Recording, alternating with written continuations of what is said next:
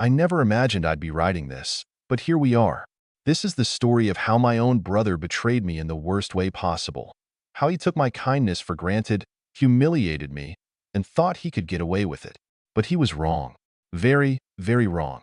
Let me start from the beginning. To my brother, Jake, and I had always had a complicated relationship. We were close as kids, but as we grew older, things changed. He became the golden child in our family, the one who could do no wrong.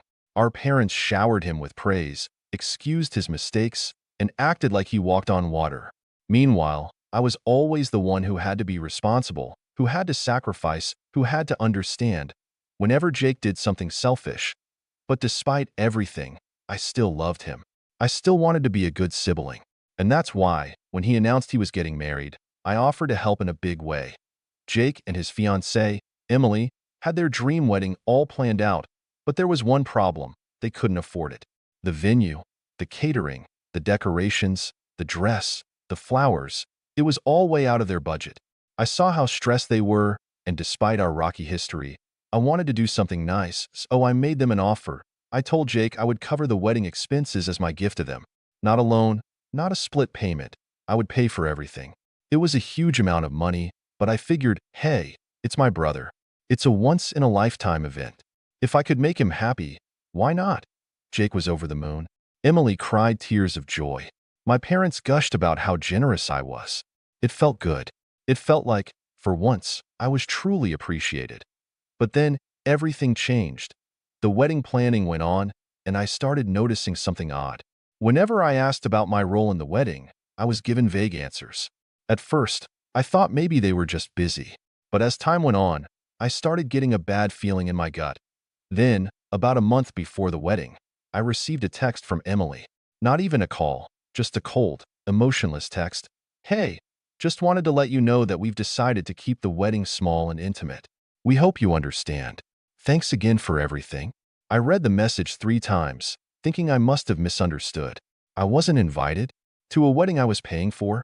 I immediately called Jake. He didn't answer, so I texted him, asking what was going on.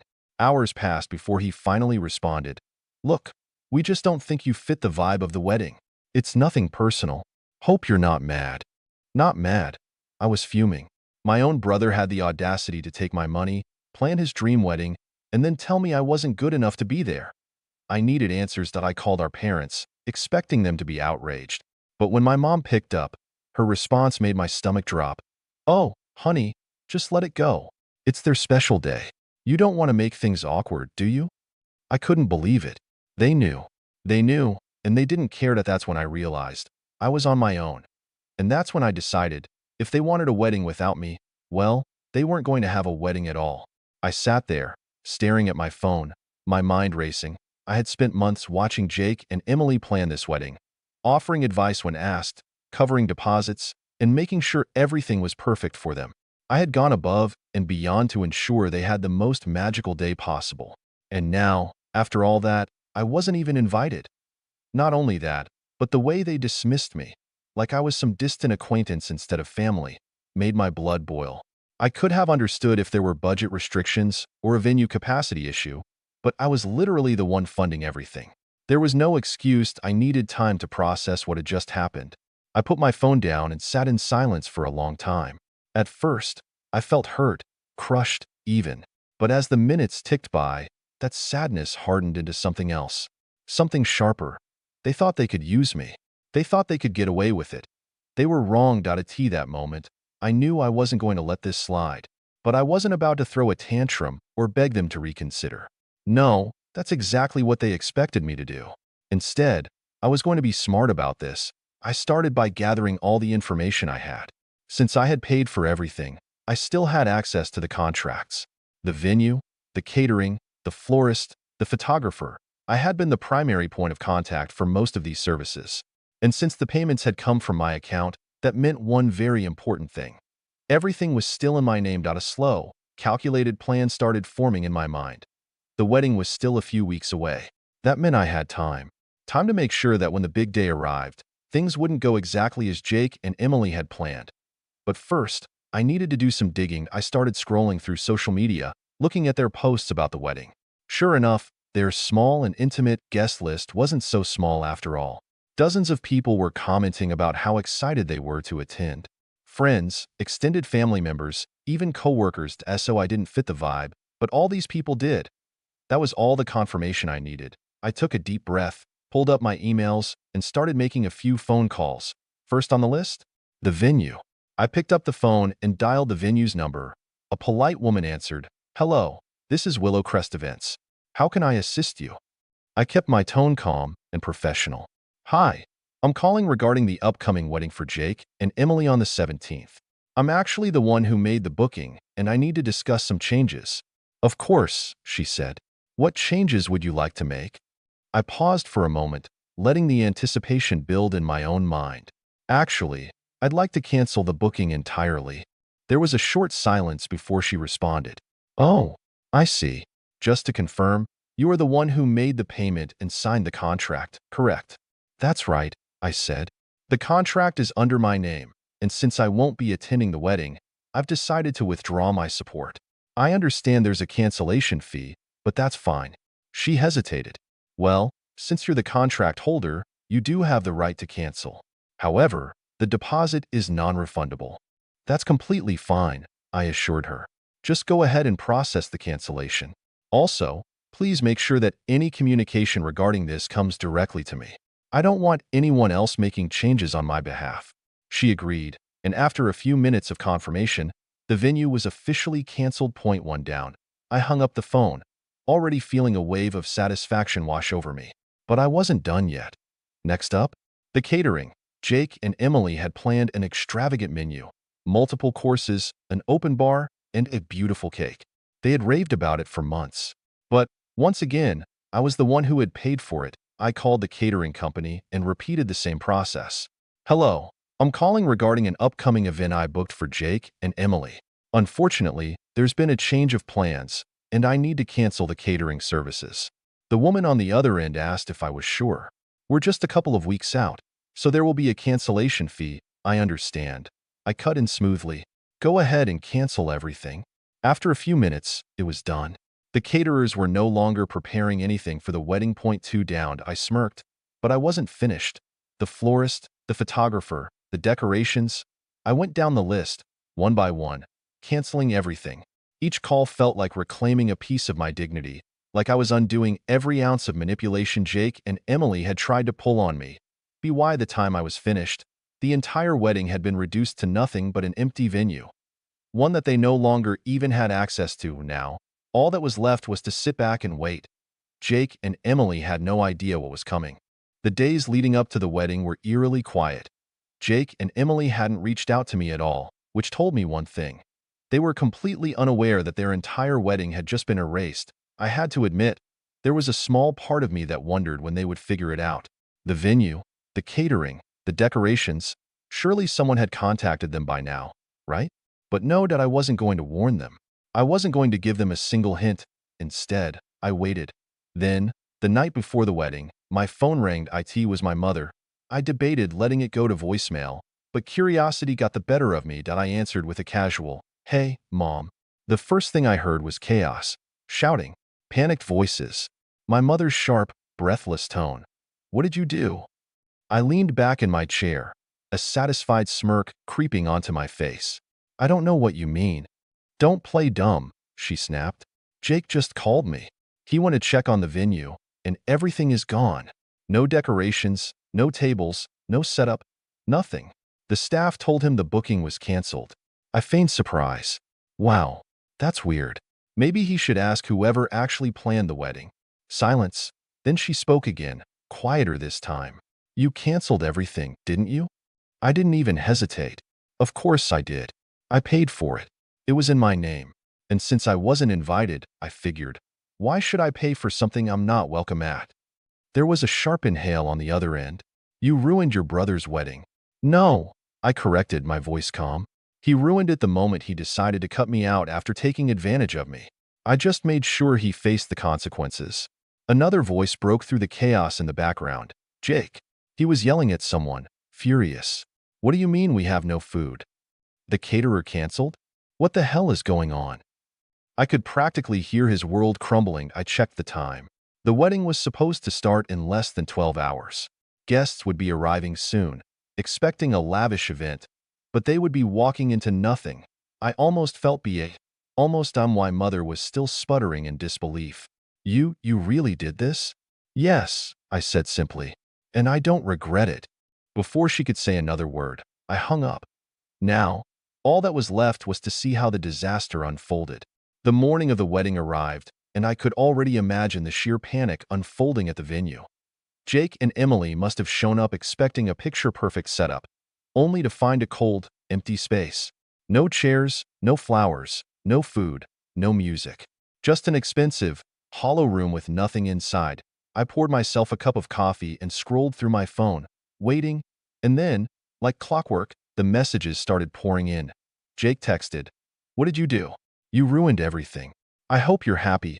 Emily texted, "You are beyond selfish. You knew how important this day was for us." I took my time before responding, sipping my coffee as I typed back a single message. "I wasn't invited, remember?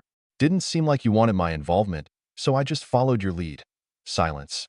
For a while, at least. Then my phone rang. Jake, I let it ring out. It rang again and again. Finally, after the fourth time, I picked up. "Let me guess," I said dryly. "Something wrong with the wedding?" His voice was shaking with rage.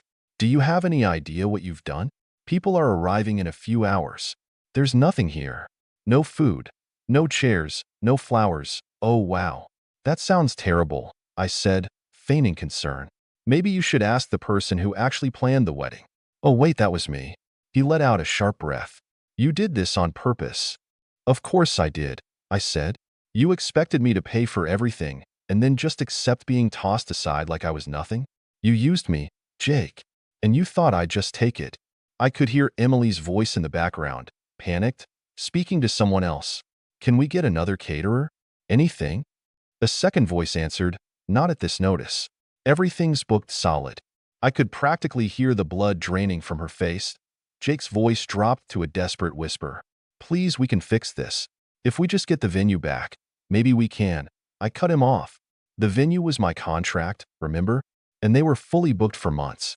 "So, yeah, that's not happening." He let out a strained breath, and for the first time, there was something in his voice that hadn't been there before. Panicked, I let that silence linger, savoring the moment. Then, just as I was about to hang up, I gave him one final parting shot. "Next time, don't take advantage of people who actually care about you." And then, I hung up. But the story wasn't over yet, because what happened next was even better. I sat back, my fingers still lingering on the phone screen, a feeling of satisfaction spreading through me. For the first time in a long while, I felt like I had control of the situation. Jake and Emily's little world was about to collapse, and I was going to watch it all unfold from the sidelines, knowing I'd played my part. But the real chaos started to hit as the morning wore on. I started receiving messages from friends and family members who had been invited to the wedding. "Aunt Karen, 8:05 a.m. What the hell is going on? I just got to the venue, and it's like a ghost town." "Uncle Ray, 8:12 a.m. Hey, we got here early for the wedding. There's no one here. Did they cancel? What's going on?" The more I read, the more the gravity of the situation hit me. It wasn't just Jake and Emily who were affected. This was spiraling out of their control, and people were starting to talk that I had to admit. Part of me felt a little gleeful, but that feeling quickly shifted as I realized the scale of the disaster. All of their friends, their family, none of them had any idea that this was coming. I began to feel the slightest pang of guilt. These weren't just strangers. These were people I knew, people who had come from out of town, people who had taken time off work to celebrate the wedding. Sure, Jake and Emily had treated me like a doormat, but was this really fair to the rest of the guests? Then again, I couldn't help but remember how they had treated me. How Emily had laughed when I suggested I be part of the planning process. How Jake had made comments about me not fitting the vibe of the wedding. They deserved to feel this. I checked my phone again, and the messages kept coming in. Aunt Karen texted, "They're trying to fix it. They said the caterers are on their way now, but the venue is still empty." "What's going on?" Uncle Ray texted. "Everyone is starting to leave. No one knows what's going on." That I couldn't help it. I had to respond. I replied, "I heard the wedding was going great. Such a shame. But hey, I'm sure it'll work out. Maybe they'll find some food or a chair somewhere." It was petty, I knew. But it was so satisfying to watch the mess ripple through the family. Why now? I was starting to realize something. This wasn't just about getting back at Jake and Emily. This was about something bigger, something that had been building for years. The more I thought about it, the more I realized how much of my life I'd spent putting up with their selfishness. The more I thought about everything I had done for them, only for them to completely disregard me at the first opportunity. And now, they were reaping what they had sown. But the icing on the cake was still to come. The day dragged on. I kept checking my phone, watching the disaster unfold from the comfort of my apartment. The messages kept coming in from family, and at first, they were all filled with confusion. But soon, the tone shifted. Aunt Karen texted, "I'm hearing rumors that the wedding is officially canceled?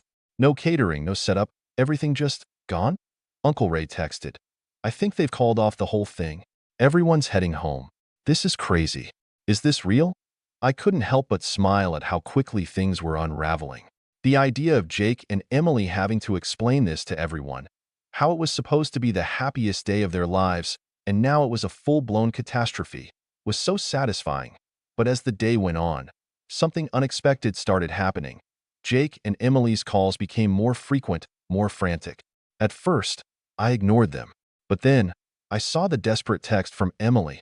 Emily texted, "Please, just tell me you didn't cancel everything. I'll beg you. I'll do anything." Her tone was raw, pleading.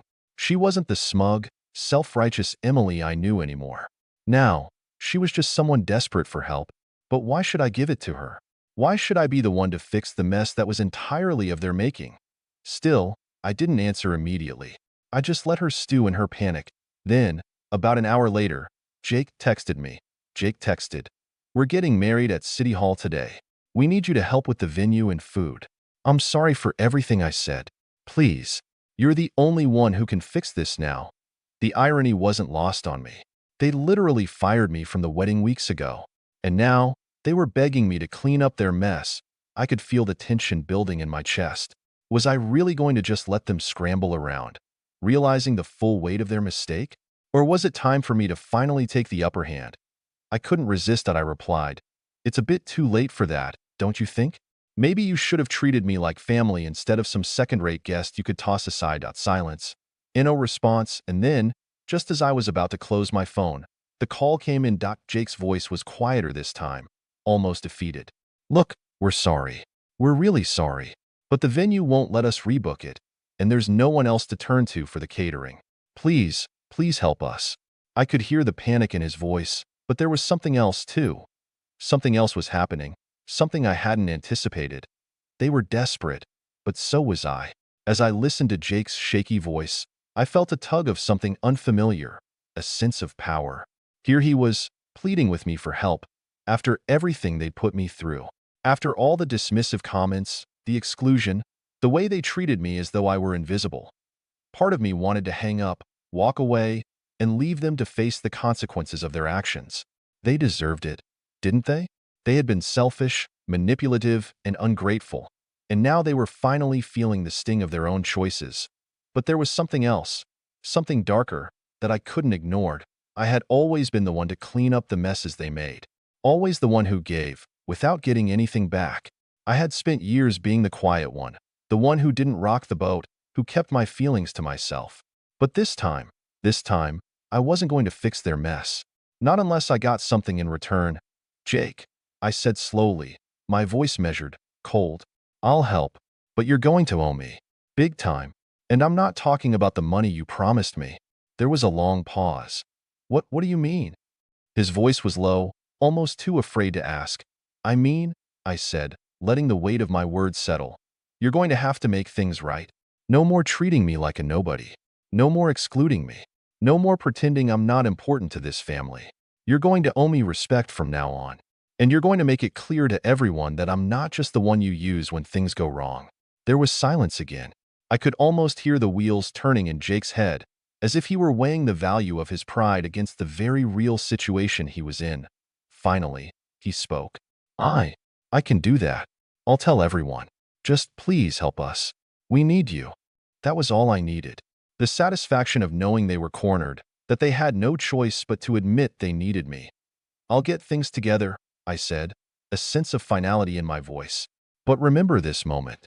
You don't get to treat people like trash and expect them to always pick up the pieces. I hung up, feeling a rush of satisfaction. The venue was ready to be set up again. But now, there were terms, and the real payoff was going to come when I got to see the look on their faces when they realized what had truly happened. But as I prepared to head over, one final message came through. Emily texted, "Please, we'll be forever grateful. Please make this right." I paused before responding. Taking a moment to savor the power I now had over them, I replied, "You'll be grateful when I say you will be. See you at City Hall." With that, I left my apartment, ready to make my way to the wedding. The stage was set, and now, it was time for the final act. But there was still one thing I hadn't expected: how this would all end. When I arrived at City Hall, the atmosphere was far from what you'd expect for a wedding. There was a sense of awkwardness hanging in the air, as if everyone knew something wasn't right but couldn't quite put their finger on it. The small crowd gathered in the lobby looked uncomfortable, standing in clusters, whispering among themselves. Jake and Emily were standing by the front desk, looking more like two people who had just been through a war than a couple about to get married. They saw me as soon as I entered, their faces lighting up in a mixture of relief and nervousness. "Thank you for coming," Emily said, her voice shaky. "We really appreciate it." She looked at me, almost pleading, like I was some sort of savior. Jake, ever the prideful one, didn't say much.